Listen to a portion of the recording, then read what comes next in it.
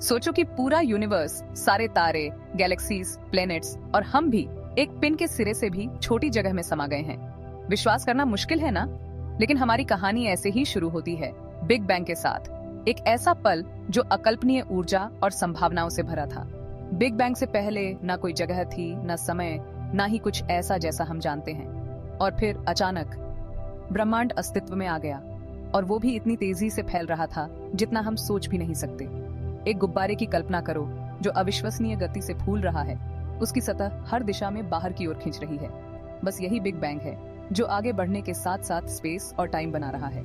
हम जो कुछ भी हैं, जो कुछ भी था और जो कुछ भी होगा, वो सब शुद्ध ऊर्जा के इस छोटे से बिंदु से उत्पन्न हुआ है। जैसे जैसे ब्रह्मांड का विस्तार हुआ और यह ठंडा हुआ, भौतिकी के मूलभूत नियमों ने हमारे चारों ओर मौजूद हर चीज के निर्माण को नियंत्रित किया।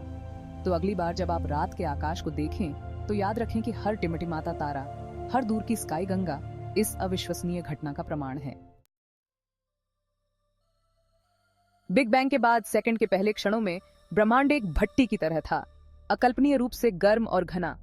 जैसे जैसे ब्रह्मांड का विस्तार हुआ, यह ठंडा होने लगा, ठीक वैसे ही जैसे टेबल पर रखी एक कप गर्म कॉफी ठंडी हो जाती है। इस ठंडा होने की प्रक्रिया ने ऊर्जा को पदार्थ में बदलने की अनुमति दी। आइंस्टाइन के प्रसिद्ध समीकरण EEmc2 याद है? ये हमें बताता है कि ऊर्जा और पदार्थ एक ही सिक्के के दो पहलू हैं। जैसे जैसे ब्रह्मांड ठंडा हुआ, ऊर्जा छोटे छोटे कणों में घनीभूत होती गई, जो कि उन सभी चीजों के निर्माण खंड हैं जिन्हें हम जानते हैं। उन पहले क्षणों में प्रकाश स्वतंत्र रूप से यात्रा नहीं कर सकता था। ब्रह्मांड बहुत घना था, बहुत गर्म था। लेकिन जैसे जैसे ब्रह्मांड का विस्तार और ठंडा होना जारी रहा, एक महत्वपूर्ण क्षण आया। बिग बैंग के लगभग 3,80,000 साल बाद, जब कोहरा छंट गया। ये समाशोधन वही है जिसे अब हम कॉस्मिक माइक्रोवेव बैकग्राउंड रेडिएशन के रूप में देखते हैं, जो बिग बैंग की एक फीकी चमक है। ये ब्रह्मांड की बचपन की तस्वीर की तरह है, उस समय का एक स्नैपशॉट जब ब्रह्मांड पहली बार प्रकाश के लिए पारदर्शी बना था। और यह वह प्रकाश है जो प्रारंभिक ब्रह्मांड के बारे में सुराग रखता है, जिससे हमें अपने यूनिवर्सीय उत्पत्ति की कहानी को जोड़ने में मदद मिलती है। एक कॉस्मिक सूप की कल्पना करो, मूलभूत कणों का एक घूमता हुआ एनर्जीवान शोरबा। ये अभी तक परमाणु नहीं थे, प्रोटॉन और न्यूट्रॉन भी नहीं। इसके बजाय हम क्वार्क, लेप्टॉन और उनके विचित्र समकक्षों के बारे में बात कर रहे हैं, पदार्थ के मूलभूत निर्माण खंड। जैसे जैसे ब्रह्मांड ठंडा हुआ, ये कण आपस में चिपकने लगे, जैसे छोटे छोटे चुंबक एक दूसरे की ओर खींचे चले आ रहे हों। क्वार्क आपस में मिलकर प्रोटॉन और न्यूट्रॉन बनाते हैं, जो भारी कण होते हैं जो परमाणुओं के केंद्र में रहते हैं। ब्रह्मांड को इतना ठंडा होने में लगभग 3,80,000 साल लग गए कि इलेक्ट्रॉन इस क्रिया में शामिल हो सकें। ये ऋणात्मक रूप से आवेशित कण धनावेशित प्रोटॉन की ओर आकर्षित हुए। अंततः पहले परमाणुओं का निर्माण हुआ, मुख्य रूप से हाइड्रोजन और हीलियम। बिग बैंग की गर्मी में बने ये साधारण परमाणु आने वाली हर चीज के लिए कच्चे माल बन गए। वे गुरुत्वाकर्षण बल के तहत आपस में टकराते गए, जिससे तारे, गैलेक्सियां और अंततः हमारे जैसे ग्रह बने। और यह सितारों के उग्र हृदय में है कि कार्बन, ऑक्सीजन और लोहे जैसे भारी तत्वों का निर्माण हुआ, जिससे यूनिवर्सीय नुस्खा समृद्ध हुआ और जीवन के उद्भव के लिए मंच तैयार हुआ। उस कोहरे के छंटने की बात याद है जिसके बारे में हमने पहले बात की थी? वह क्षण जब ब्रह्मांड प्रकाश के लिए पारदर्शी हो गया था। खैर, वह प्रकाश ऐसे ही गायब नहीं हुआ। यह आज भी ब्रह्मांड में यात्रा कर रहा है, अपने साथ बिग बैंग की एक फीकी प्रतिध्वनि लिए हुए है। हम इसे कॉस्मिक माइक्रोवेव बैकग्राउंड रेडिएशन या संक्षेप में CMB कहते हैं। इसे ऐसे समझें, कल्पना कीजिए कि एक कमरे में एक जोरदार धमाका हो रहा है। आवाज के फीकी पड़ जाने के बाद भी ये फीकी गूंज छोड़ती है जो दीवारों से टकराती है। CMB बिग बैंग की गूंज की तरह है, एक फीकी चमक जो ब्रह्मांड में व्याप्त है। यह हर जगह है, हर दिशा में जहां भी हम देखते हैं, और इसमें प्रारंभिक ब्रह्मांड के बारे में अविश्वसनीय सुराग हैं। CMB ऐसी चीज नहीं है जिसे आप अपनी नंगी आंखों से देख सकें। यह विद्युत चुंबकीय स्पेक्ट्रम के माइक्रोवेव भाग में है, जो हमारे लिए अदृश्य है, लेकिन विशेष दूरबीनों से पता लगाया जा सकता है। ये दूरबीन दशकों से CMB की मैपिंग कर रहे हैं, इस प्राचीन प्रकाश की विस्तृत छवियां बना रहे हैं। ये चित्र प्रारंभिक ब्रह्मांड में छोटे तापमान में उतार चढ़ाव को प्रकट करते हैं, जैसे तालाब में लहरें, गैलेक्सियों और स्काई गंगा समूहों के बीच का प्रतिनिधित्व करते हैं, जिन्हें हम आज देखते हैं। हमने बिग बैंग में हाइड्रोजन और हीलियम के निर्माण के बारे में बात की है, लेकिन बाकी सब चीजों का क्या?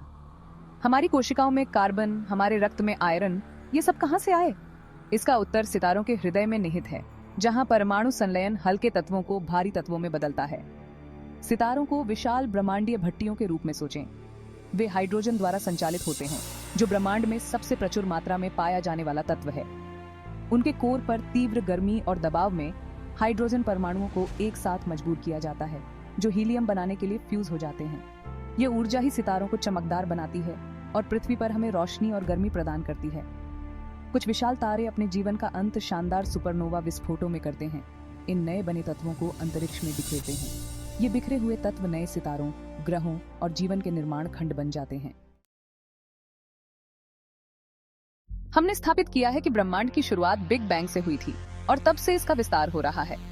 लेकिन हम कैसे जानते हैं कि यह अभी भी विस्तार कर रहा है और ब्रह्मांड के भविष्य के लिए इसका क्या अर्थ है?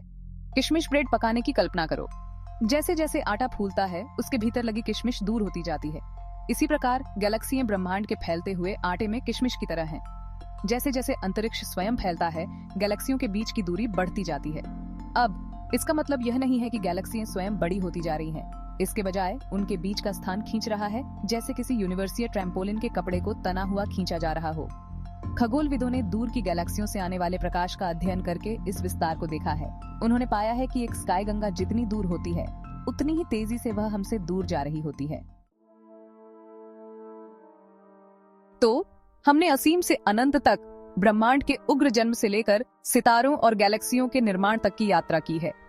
लेकिन हम इस भव्य यूनिवर्सीय कथा में कहां फिट होते हैं? इसका उत्तर सरल है। हम ब्रह्मांड का एक अभिन्न अंग हैं, जो इसके विकास और नियति से घनिष्ठ रूप से जुड़े हुए हैं। याद रखें, वे तत्व जो सितारों के दिलों में बने थे, वे अंतरिक्ष में वहीं नहीं रहे। वे ग्रहों के, जीवन के, हमारे निर्माण खंड बन गए। हमारे शरीर के परमाणु कभी प्राचीन सितारों का हिस्सा थे, जो अरबों साल पहले सुपरनोवा विस्फोटों में ब्रह्मांड में बिखरे हुए थे। हम सचमुच स्टार स्टफ से बने हैं। हमारा अस्तित्व उन विस्मयकारी प्रक्रियाओं का प्रमाण है जो ब्रह्मांड को नियंत्रित करती है। हमारी ली गई हर सांस, दिल की धड़कन, हमारा हर विचार सितारों की परमाणु भट्टियों में बने परमाणुओं द्वारा संचालित होता है। हम ब्रह्मांड से अलग नहीं हैं, बल्कि इसकी अभिव्यक्ति हैं, इसके विकास का एक उत्पाद हैं और इसकी रचनात्मक शक्ति का प्रमाण है।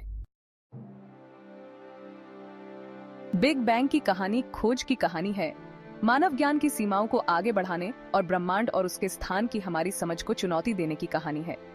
यह एक ऐसी कहानी है जो अभी भी लिखी जा रही है। हर नई खोज के साथ हर नई खोज इस भव्य ब्रह्मांडीय कथा में एक नया अध्याय जोड़ रही है।